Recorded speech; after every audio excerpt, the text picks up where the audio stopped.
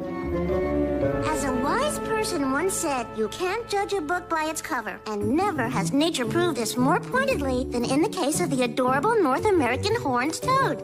Because the horned toad has a round body that looks like a frog or toad, it was given the name toad.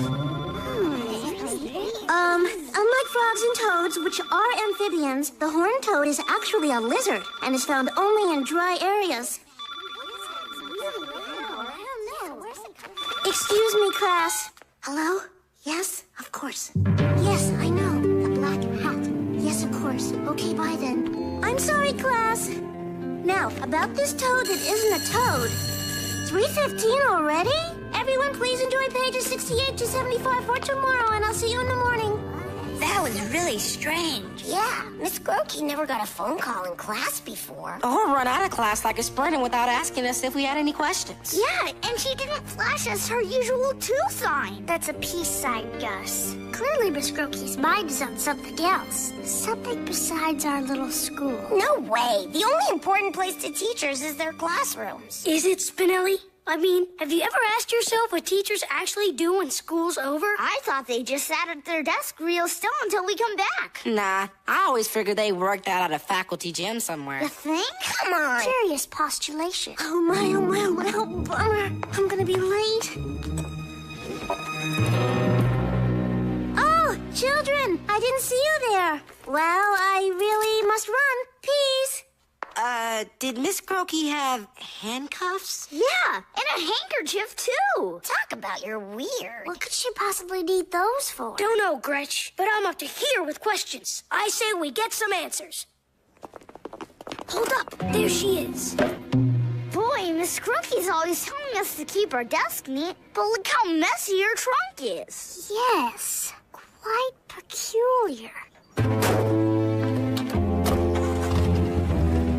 Peculiar ain't the half of it. Let's look at the facts. Miss Grotke gets a call in class, and Russ is out of school with a pair of handcuffs, and now we find her car's a big mess. It all adds up to one thing. Grotke's an offbeat undercover cop, like on TV. Or maybe she's with a bureau, and that black bag's loaded with high-tech contraptions to help her catch aliens. I'm with Tej on this one. I bet she got the call to go bust some perps. 2 blocks from school, she'll probably slap a red light on top of her car. But Miss Grotke is such a sweet, kind, and gentle soul. Mikey's right. And let's all remember that it was Miss Grotke who taught us not to rush to conclusions about people. Good point, Gretch. What we need is more proof. Let's all meet back here tomorrow morning early. Then we can really start investigating. One way or another, we're gonna uncover the secret life of Grotke.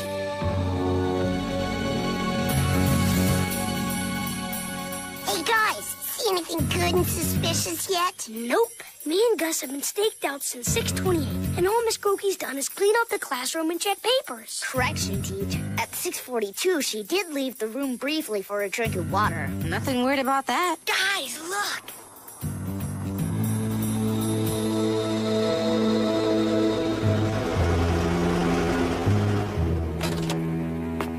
Okay, now this is weird. Yeah.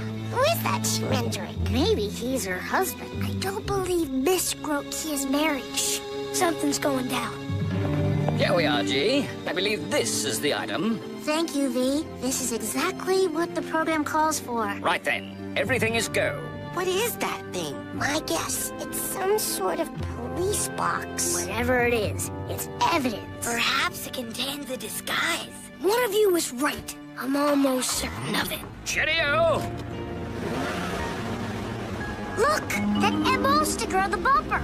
That's the international abbreviation for Moldavikia. Moldavikia? Where the heck is that? Moldavikia is a former Eastern Bloc country famous for its luge team, tiny ceramic gnomes, and espionage. Of course! The mysterious phone call. The weird guy from Moldavikia. This creepy fog hanging around the school. There's no other explanation. Miss Grotke's a spy. A spy? My word. A 4th grade teacher. What a great cover. I can't believe it. I won't believe it. Believe it, Mikey. The box with the star from Miss Grotke's program. I'm telling you guys, all the evidence points in one direction. S-P-I.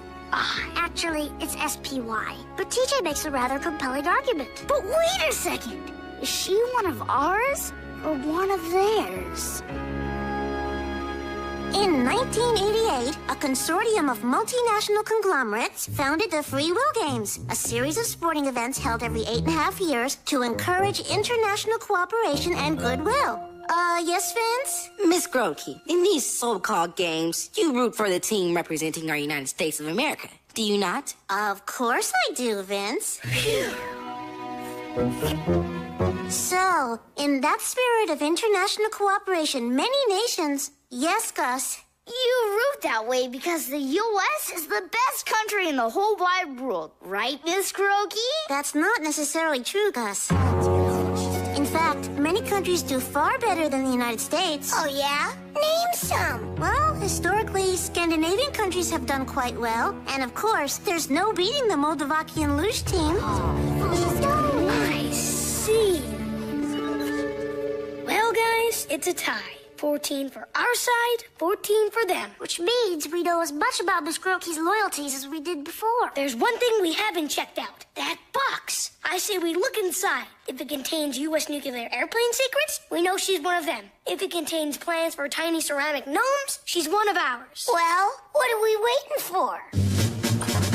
There it is. The answer box. What if it's radioactive? Then I better open it. I'm wearing a jacket. Wait, friends. Consider for a moment if that box was yours. Would you want someone else to open it? Come on, Mikey. The security of the free world could be at stake. That doesn't change the fact that the box is property of Miss Grotke. Who cares? Open it up! Wait, guys. Somebody's coming. Children, why are you in here and not outside enjoying recess? We felt like reading. Oh, how refreshing, Vincent. Then let's all open our social science textbooks to Chapter 7, Democracy and You. Excuse me, Miss Grotke. Someone named V just called for you at the office. He asked that you meet him at 77 Gluclick Plots at 3:45 today. Oh, dear. Thank you for the message, Menlo. Certainly. All part of a boy's life. Excuse me, children. I have some things I need to do. She took the box. Looks like there's only one way to solve this mystery now. And that means come 3:45, all of us are gonna be at 77 good luck plates. Actually, TJ, it's pronounced... Click, plops!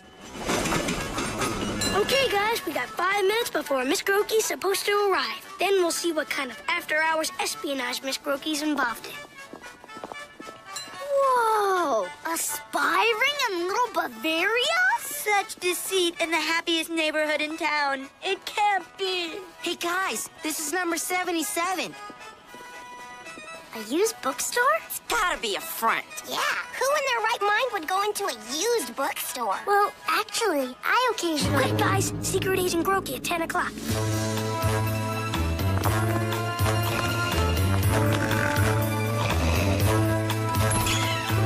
Now's our chance, come on! Password. It's the plumber. I've come to fix the sink. It's been fixed. Sorry. Oh, man. Now how are we gonna get in there? Guys, if you're gonna catch a spy, you gotta think like a spy. Okay, our cup phone is in position. Now we just gotta wait for another spy to come along and Shaka Khan. We got ourselves a password. Here comes someone now. TJ, I'm afraid the transduction capabilities of paper cups and strings simply isn't good enough to Password. Swordfish. Whoa, amazing. And now the truth of Grotke's double life will be revealed. Password. Swordfish. I'm not so sure this was a good idea. Come now, Gus. If Miss Grotke is welcome here, I imagine we'll be just fine. Children, excellent. Follow me. We'll begin at once. He seems quite nice. Are you crazy? He was expecting us. Something's definitely up. Everybody, follow my lead. Please, sit down, children. Now what? Uh-oh, we're doomed. You can't make us talk. We don't know nothing. Ladies and gentlemen, presenting the one, the only, mysterious Grotke. Thank you. And now for my first trick.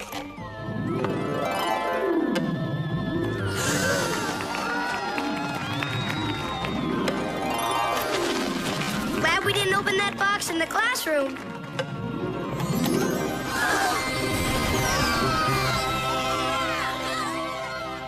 Let's hear it once more for the mysterious Grotke.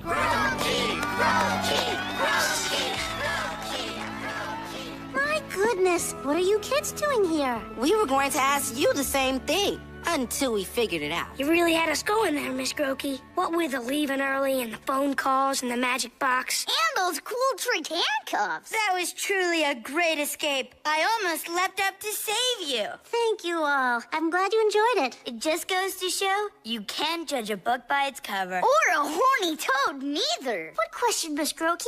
Why be so secretive about your mastery of ledger debate and sleight of hand? Well, Gretchen, I've always had a passion for magic, but I never thought I was good enough. So I thought I'd try out my act here before showing you kids at school. You've got nothing to worry about, Miss Grotke.